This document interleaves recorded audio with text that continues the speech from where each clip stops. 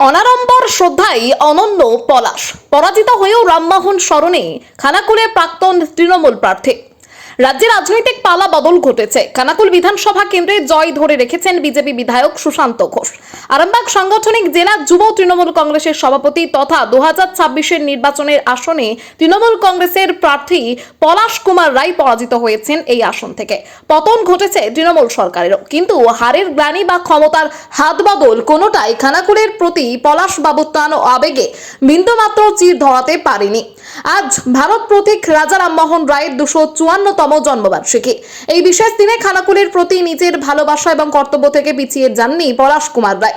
রাজকীয় আড়ম্বর বা ক্ষমতার জাঁকজমক না থাকলেও অত্যন্ত সাধারণ উপায়ে রাজা রামমোহন রায়ের মূর্তিতে মাল্যদান করে শ্রদ্ধা জ্ঞাপন করেন তিনি। ক্ষমতার পালা বদলে আজ তার পাশে অনুগামীদের চেনা ভিড় ছিল না, সঙ্গে ছিলেন কেবল একজন তৃণমূল শ্রমিক সংগঠনের সভাপতি সৌরভ ভট্টাচার্য।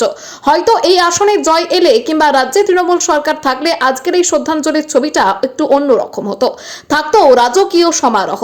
তবে রাজনৈতিক পথ পরিবর্তনের মাঝেও মাত্র একটি ফুলের মালা দিয়ে জানানো এই অনাড়ম্বর শ্রদ্ধাঞ্জলি এক ভিন্ন নজির সৃষ্টি করলো খানাকুলে।